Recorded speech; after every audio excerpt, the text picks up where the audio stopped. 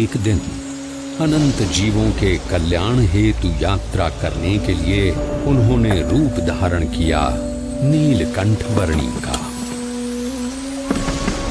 नीलकंठ वर्णी संसार के सारे बंधनों को त्याग कर 29 जून सन 1792 की रात को अयोध्या से निकल पड़े। जीव प्राणी मात्र के कल्याण के लिए शुरू हुई उनकी इस अद्वितीय कल्याण यात्रा के प्रथम लगभग 4 महीनों में उन्होंने अयोध्या से अमरपुर, नैमिषारण्य, बरेली, नारदवन, हरिद्वार, श्रीपुर, गुप्त काशी, त्रियुगी नारायण और गौरी कुंड आदि स्थानों से होते हुए केदारनाथ की यात्रा की। केदारनाथ से सीधे बद्रीनाथ जाने का अति विकट रास्ता पार करके उन्होंने बद्रीनाथ की यात्रा की और शीत ऋतु में बद्रीनाथ से ज्योतिर्मठ होते हुए नीलकंठ वर्णी मानसरोवर की ओर बढ़ चले।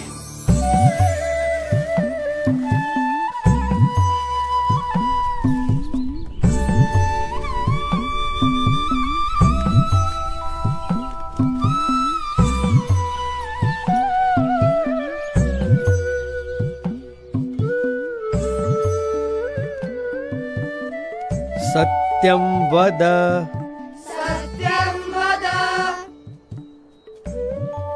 धर्मं चर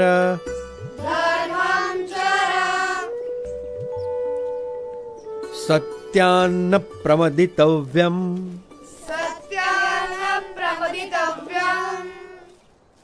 धर्मान्न प्रमदितव्यम्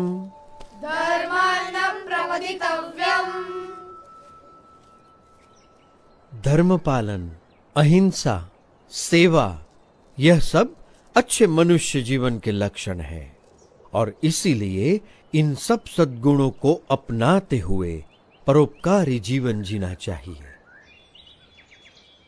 उसी में मनुष्य जीवन की सार्थकता है।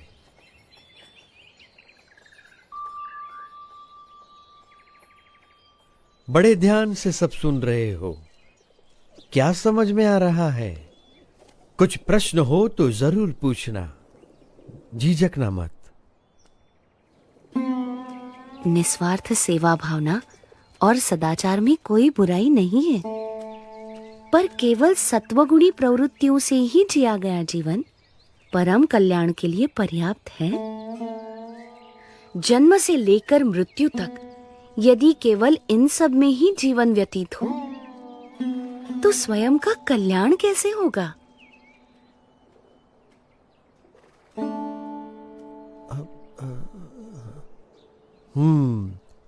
बड़े गुणी लगते हो, विद्याभ्यासी भी लगते हो और तर्क भी बहुत अच्छी तरह से प्रस्तुत कर लेते हो। तो आप ही बताओ, आपका क्या विचार है? मनुष्य को कैसा जीवन जीना चाहिए? ऐसा जीवन जो उस उच्चतम विद्या को पाने के लिए जिया गया हो, जिसे जानने के बाद और कुछ भी जानना बाकी न रह जाए।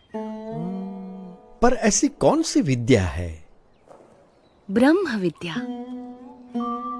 जिससे अपने अहंकार, स्वभाव, अज्ञान, इंद्रियों एवं अंतःकरण की गुलामी, हर प्रकार के दुख, सारे बंधन, जन्म मरण के चक्कर, इन सब से मुक्ति पाकर आत्यंतिक कल्याण प्राप्त होता है।